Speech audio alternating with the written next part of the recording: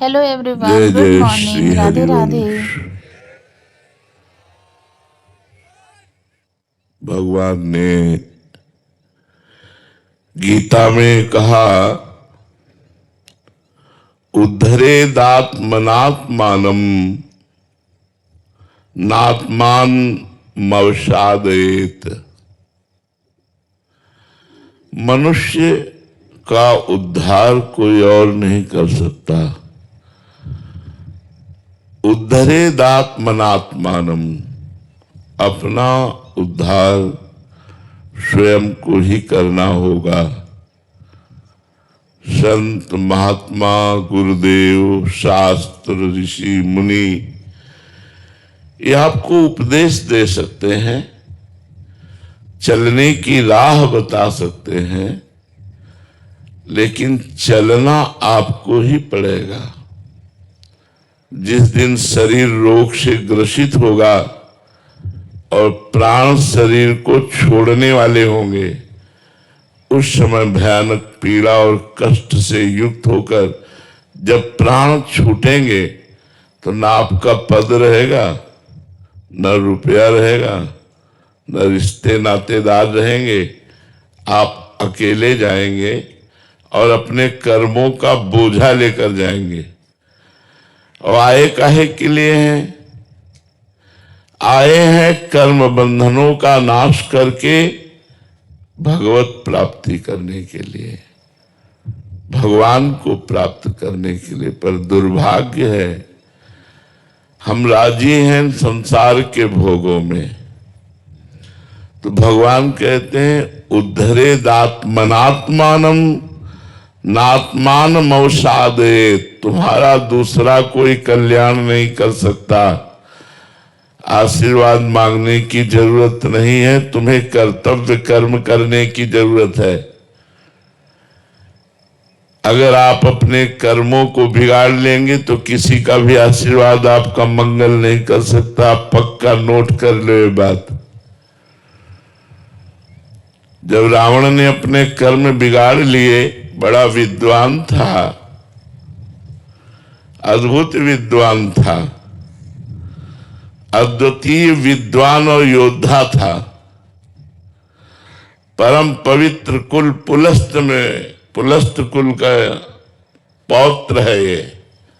उत्तम कुल पुलस्त करना थी, लेकिन आचरण बिगाड़ लिया, कर्म बिगाड़ लिया। और भगवान शंकर का अनन्य भक्त, भगवान शंकर की उपासना करने वाला, देखो सब कुछ है, आचरण बिगड़ गया तो भगवान शंकर ने ही लंका जला दी, हनुमान जी का रूप रख करके। हनुमान जी कौन है? 11वें रुद्र का अवतार है, भगवान शंकर का अवतार है। शंकर सुवन केसरी नंदन। अगर हम पढ़े लिखे हैं, भगवान ने हमें मनुष्य जीवन में बुद्धि दी है, हम दूसरे का अहित करेंगे और जो शास्त्र निषेध करता है कि ये नहीं करना चाहिए, कानून कानून है, कानून के खिलाफ अपराध है। तुम्हारी समझ में भले अपराध न हो, लेकिन कानून के खिलाफ अपराध है। ये हमारे शास्त्र क्या है? ये भागवतिक लॉ है, कानून है। अगर इनके विरुद्ध चलोगे तो पाप कर्म बनेगा, और पाप कर्म का फल होता है दुख, अशांति, चिंता, शोक, भय, मृत्यु और नीच योनियों में जाना। इसलिए आपको कमर कसनी पड़ेगी अपने उद्धार के लिए। अगर इस जन्म में उद्धार ने, माना आप इस समय बहुत बड़े पद में बैठे हैं, लेकिन अगली योनि हो सकती है सुअर कुत्ता की मिले, हो सकता है भूत प्रेत बनना पड़े, क्योंकि भजन है नहीं, भगवान के प्रति समर्पण है नहीं, खूब मनमानी रुपया इकट्ठा किया, मनमानी भोग भोगे, मनमानी आचरण किए, तो इनका परिणाम भी तो मिलेगा। और इनका जब परिणाम मिलेगा तो भोगना बहुत कठिन होता है। कह देना बात सहज होती है, अरे यार हम देख लेंगे बाद में, नहीं देख पाओगे। ऐसे भयानक भयानक पीड़ा और कष्ट है कि केवल स्वयं को भोगना होता है, दूसरा कोई नहीं जानता। ये पक्की बात है कि कलयुग में मन मलिनता की तरफ भागता है। इसे शास्त्र की बातें अच्छी नहीं लगती, संतों की बातें अच्छी नहीं लगती। ये बुरी बातों को करने में बड़ा खुश रहता है। मन जो है बुरी बातों को, शराब पीना, मांस खाना, पराई स्त्री से व्यभिचार करना, घूस लेना, दूसरों को सताना, बहुत तरह से गंदी बातों में, अपराध में ये खुश रहना चाहता है। यद्यपि खुशी अपराध में नहीं है, खुशी तो सत्य मार्ग में चलकर दूसरों को सुख पहुंचाने में है। ऐसा क्यों है? क्योंकि हमारा मन मलिन हो गया है। अब इस मलिन मन को पवित्र करने के लिए कलयुग में दूसरा साधन नहीं है। जैसे आप यमुना जी को देख रहे हैं, कितनी श्रद्धा है आपकी यमुना जी पर। आप स्नान करोगे तो आपकी श्रद्धा के अनुसार फल मिलेगा। गंगा जी, यमुना जी जो पवित्र हमारे पापों का नाश करने वाली हैं, उनमें ऐसे सीवर नालियां बड़ी बड़ी डाल दी गई हैं कि ये पवित्र तीर्थ हमारे आज कलयुग का ऐसा प्रभाव। यहाँ यहीं से बैठे को देखने में जूता चप्पल धोना, ऐसे ये वो सब बहता जा रहा है। मतलब वो बड़े बड़े नाले, लेकिन गंगा जी तो गंगा जी हैं, यमुना जी तो यमुना जी हैं, पर हमारी कलयुगी श्रद्धा इन पर नहीं बन पाएगी। गया उद्धार का क्षेत्र जो हमारे लिए गंगा यमुना परम पावन, यज्ञ, पवित्र घी मिलना, पवित्र मंत्र वेत्ता ब्राह्मण मिलना, पवित्रता का पूरा यज्ञ का सांगोपांग निर्वाह होना बड़ा कठिन है, बड़ा कठिन है। थोड़ी सी त्रुटि हो जाए तो यज्ञ का फल नहीं मिलेगा। थोड़ी सी मंत्र में त्रुटि हो जाए तो यज्ञ का फल नहीं मिलेगा। ऐसे मंत्रवेत्ता, ऐसे शुद्ध पदार्थ सब। यज्ञ गया, तपस्या, सर्दी आई तो हीटर और गीजर, गर्मी आई तो कूलर और एसी और फ्रिज और दुनिया, ये तपस्या भी गई। कौन तपस्वी है कि गर्मी को बर्दाश्त करके, सर्दी को बर्दाश्त करके, भूख प्यास को बर्दाश्त करके और फिर तपस्या कर रहा हो। तपस्या भी, योग भी। यहां हमारी दुर्दशा है कि हम बिना भोगों के जी नहीं सकते। आप देखो जरा चिंतन करके, तो योग और भोग दोनों विपरीत है। हमारी दृष्टि भोग में है। आप देख लो अंदर से, सुबह जगने से लेकर सोने तक भोग में ही दृष्टि रहती है। अंदर से देखो, ये खाना है, पीना है, देखना है, सुनना, ये भोगना है, छूना, ये संग्रह करना।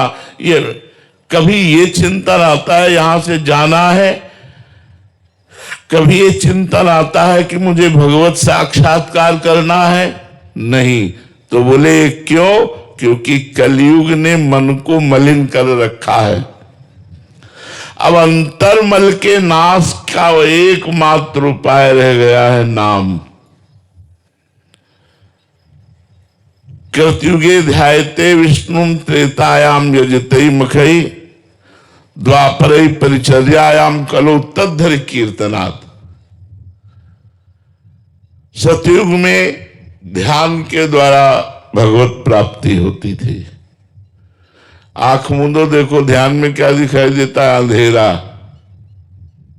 ईमानदारी की बात देखो, बेईमानी से कहोगे कि हमको ये दिखाई देता, हम नहीं मानेंगे। ईमानदारी से देखो, आंख मूंदो तो अंधेरा दिखाई देता है। मन एक सेकेंड भी रुकना नहीं चाहता तो ध्यान कैसे लगाओगे? ध्यान के लिए तो बहुत बड़ी आवश्यकता है। यम, नियम, आसन, प्राणायाम, प्रत्याहार, तब ध्यान, तब ध्यान। सतयुग में ध्यान के द्वारा भगवत प्राप्ति होती थी। त्रेता में मखई यज्ञ के द्वारा भगवत प्राप्ति होती थी। द्वापर में भगवान की विविध पूजा के द्वारा होती थी। लेकिन कलयुग में केवल नाम जप से भगवत प्राप्ति होगी। कलयुग बहुत बड़ा मलिन युग है और बहुत बड़ा मंगलमय युग है। यदि इसमें सही आचरण करके और कुछ ही भजन कर लिया जाए तो ये भगवत प्राप्ति करा देता है। जो 10-10 हजार वर्ष तक तपस्या करने पर भी नहीं होती थी, कलयुग में वर्षों में हो जाए, पर मन लगे तब। नाम जप, हरिर नामो हरिर नामो हरिर नाम केवलम कलय नास्तेव नास्तेव नास्तेव गति अन्यथा। कलयुग में दूसरी गति नहीं है, दूसरी गति नहीं है, दूसरी गति नहीं है। भगवान व्यासदेव जी 3 बार कह रहे हैं, केवल एक भगवान का नाम मंगल में। तुलसीदास हरिनाम सुधा तज सत हठ पियत विषय विष मांगी। अब जब थोड़ा नाम जब शुरू हुआ तो हमारी मांगे शुरू हो जाती हैं। तुलसीदास जी कहते हैं, भगवान नाम रूपी अमृत का त्याग करके, बेच करके ये विषय विष मांग रहा है। भगवान हमको ये दे दो, भगवान हमको ये दे। अरे भगवान का नाम जब करो कि भगवान आपके नाम से प्रेम हो जाए, आपसे प्रेम हो जाए, संसार से हमारा उद्धार हो जाए। ये जितने भी भोग आप भोग रहे हैं, कोई ऐसा भोग बताओ जो आज तक आपको सुखी कर पाया हो। क्योंकि गीता में भगवान श्री कृष्ण कहते हैं, ये ही संस्पर्शजा भोगा दुख योनय एवते आद्यंतवंतः कौन्तेय न तेषु रमते बुधा। जो बुद्धिमान पुरुष होते हैं वो अपना चित्त भोगों में न देकर परमात्मा में लगाते हैं। एक एक सेकंड हमारे जीवन से जा रहा है, हम मृत्यु के नजदीक पहुंच रहे हैं। कौन सी घटना हमारे प्राण ले ले हमें पता नहीं। हमारे पास नाम रूपी धन है नहीं। कबीरा सब जग निर्धना धनवंता नहीं कोई, धनवंता सोई जानिए जाके राम नाम धन होए। नाम रूपी धन कमाया नहीं, अब तुम्हारी दुर्दशा को कौन बचाएगा? इसलिए ये ही संस्पर्शजा भोगा दुख योनय एवते। जितने भी भोग हैं इनका परिणाम दुख मिलेगा। आद्यंतवंता, ये प्रारंभ में भी और अंत में भी दुखमय ही है। न तेषु रमते बुधा। इसलिए जितने से शरीर यात्रा हो जाए उतने विषयों का भोग करो। पवित्र भोजन पाओ, पवित्र जल पियो, पवित्र वस्त्र धारण करो, पवित्र विचारवान बनो, दूसरों का कल्याण हो, अपना कल्याण हो, दूसरे सुखी रहें, हम सुखी रहें, हमारी समाज, हमारा राष्ट्र समृद्ध और सुखवान बने, ऐसे हमारे विचार हों। तो इंद्रियों के द्वारा प्राप्त होने वाले भोगों में ही सुख खोजने वाला मूढ़ पुरुष होता है।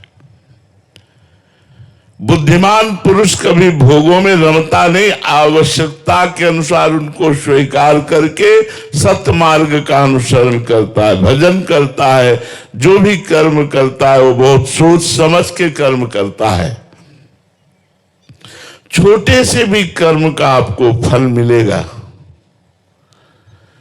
एक महात्मा मांडव्य ऋषि 8 वर्ष के बच्चा थे, तो खेल रहे थे। खेल खेल में उन्होंने तितली पकड़ी और उसकी गुदा में बबूल का कांटा डाल के छोड़ दिया।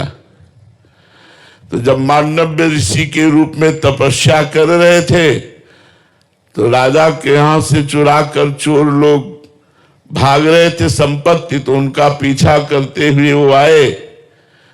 तो उन्होंने सोचा ऋषि के आश्रम में यदि हम छुप जाएं तो बच जाएंगे। वो छुप गए। राजकर्मचारियों को पता चला तो मैं ऋषि सहित उन चोरों को माल सहित बंदी बना लिया। अब जब माल सहित बंदी बना लिया तो वहां सफाई देने की क्या बात है, सीधे सूली की सजा। तो उन महात्मा को भी सूली पे बैठाल दिया गया।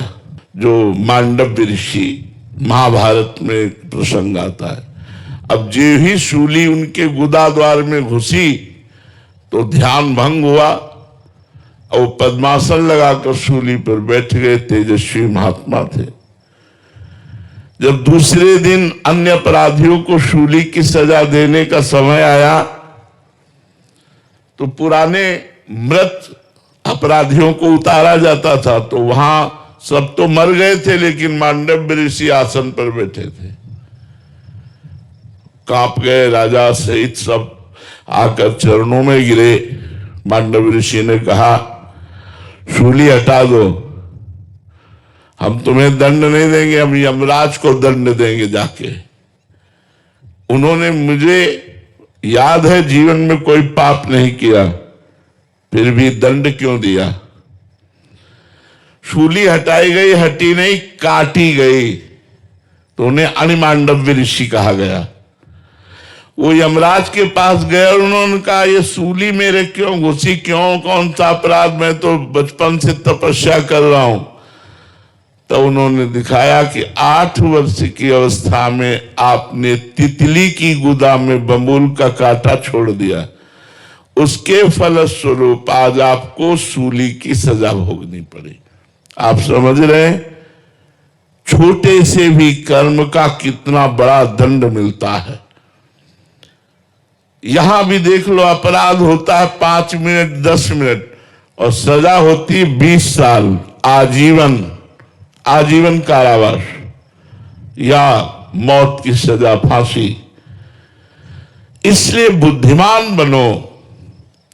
भोगों की तरफ आकर्षित होकर नशा कर गंदे आचरण करके अपने जीवन को बर्बाद मत करो। बड़ा कीमती और देवताओं के लिए भी दुर्लभ ये मनुष्य देह है। भगवान ने संसार को दुखालयम कहा, यहां कभी कोई सुखी होकर गया ही नहीं। तो इसी से बचने के लिए तो सत्संग है, इसी से बचने के लिए तो भगवान नाम जप है कि मृत्यु से सब कोई डरा, मेरो मन आनंद, कब मरी हो कब भेटी हो पूरन परमानंद। आप कुछ भी कर लो, डर, चिंता, शोक, निगेटिव विचार, इनसे आप नहीं बच सकते जब तक आप नाम जप नहीं करोगे, पवित्र भोजन नहीं पाओगे, अच्छे आचरण नहीं करोगे। जगत में द्रोह पैदा करके यहां से जो जाएगा उसे यहां अवश्य जन्म लेना पड़ेगा और द्रोह का हिसाब देना पड़ेगा। छल कपट द्रोह करके धन कमा करके आप सुखी नहीं हो सकते। 2 मित्र थे, दोनों बंबई धन कमाने के लिए गए। छोटा मोटा ऐसे ही कार्य करते करते थोड़ा धन हुआ, फिर दुकान खोली, फिर और धन। एक समय आया दोनों ने मिलकर एक होटल खोला। बहुत पैसा एकत्रित होने लगा होटल से। एक के मन में दूसरे के प्रति द्रोह पैदा हो गया कि इसको अगर मार डाला जाए तो पूरे होटल के मालिक हम हो जाएंगे। मारने में क्या लगता है, भोजन में पेय पदार्थ में जहर मिला के दे दिया, वो मर गया। अब तो अकेले मालिक। जब गांव लौट करके आए तो गांव वालों ने पूछा वो तुम्हारे साथ गया था? बोले बस वो थोड़ी देर ही साथ रहा, इसके बाद वो कहां चला गया मुझे कोई पता नहीं, साफ बच गए। अब गांव में आकर खूब जमीन खरीदी, बढ़िया मकान बनाया। बंबई से तो चल ही रहा था होटल से। कुछ समय बाद ब्याह हुआ। ब्याह होते ही 1 वर्ष बाद लड़का पैदा हुआ। लड़का पैदा तो खुशी ही खुशी, आनंद ही आनंद छा रहा है। धीरे धीरे लड़का सयाना हुआ, उसे अमेरिका पढ़ने के लिए भेजा। खूब पैसा खर्चा कर, क्योंकि पैसा है। अब कैंसर हो गया लड़के को। अब ऐसी उल्टा चक्र चला कर्म का। फिर पैसा खर्चा होना शुरू हुआ। धीरे धीरे जमीन बिकी, होटल बिका, सब बिका, कर्जा हो गया। अब पैसा खर्चा करने के लिए नहीं, तब लड़के को बीमारी अवस्था में फिर घर लाए और पैर छाती से लगा के उसके रख के रो रहे थे, बेटा अब क्या करूं? तो उसने कहा, बेटा अब क्या करूं? एकांत में जो जहर दिया था उसी का कर्म फल तुम्हें देने के लिए मैं आया हूं। मैं तुम्हारा बेटा बेटा नहीं हूं। देख तेरा सर्वनाश करके अब मैं जा रहा हूं और तू जीवन भर अब तड़पेगा, दुखी रहेगा और कष्ट को भोगेगा। ये संतों के द्वारा दृष्टांत दिया गया। यदि आप पाप कर्म करेंगे तो आपके घर में ही वो पाप कर्म कोई रूप लेकर ऐसा पैदा होगा जो जीवन भर आपको दुख देगा, क्लेश देगा, अशांति देगा। इसलिए मनमानी मत करो, शास्त्र के अनुसार चलो, भगवान का नाम जप करो, पवित्र भोजन करो। जब तुम्हारे अंदर नाम भगवान का कृपा प्रसाद होगा तो आप देखोगे आप विशेष आनंदित रहोगे। अभी आनंद को जाना ही नहीं, किसे आनंद कहते हैं। त्रिभुवन में जितना आनंद है, त्रिभुवन में यहां से लेके ब्रह्मलोक तक वो माया में है, इसलिए उसे आनंद नहीं कह सकते, उसे सुख कहते हैं। सुख का परिणाम दुख है, हर सुख का परिणाम दुख है। आनंद, परमानंद, अखंडानंद, ब्रह्मानंद, भगवदानंद, ये लेने के लिए हम मनुष्य जीवन में आए हैं और वो केवल भगवान से ही जुड़ने पर मिलेगा। तो जहां निरंतर नाम जप होता है वहीं भगवान से प्रेम प्रकट हो जाता है। देखो अभी भगवान पराये लगते हैं और पराये अपने लगते हैं। जैसे 10 वर्ष का लड़का है तो 10 वर्ष पहले कहां था, कौन था, आपको पता नहीं, लेकिन 10 वर्ष से तुम्हारे घर में आ गया तो प्राण प्यारा हो गया। और अनेक अनंत जन्मों से हमारे स्वामी भगवान हैं, वो हमें पराये लगते हैं। नाम जप से भगवान से प्रेम हो जाता है। नाम जप से कर्म बंधन कट जाते हैं। नाम जप से पाप नष्ट हो जाते हैं। नाम जप निर्भय और निशोक कर देता है। इसलिए सबसे प्रार्थना है कुछ मिनट नाम जप जरूर कीजिए। आप चाहे जो हो, हमारी बात मान लेंगे तो आप सुखी हो जाएंगे। जो विरक्त हैं उनके लिए तो भगवान ने दिन भर भजन करने का समय दिया है, लेकिन जो गृहस्थ हैं तो 24 घंटे में अगर 24 मिनट निकाल लो भगवान के लिए और एकांत में बैठकर 24 मिनट आंख मूंद कर या आंख खोलकर नाम जप करो और फिर चलते फिरते उठते बैठते तो आप परम सुखी हो जाएंगे।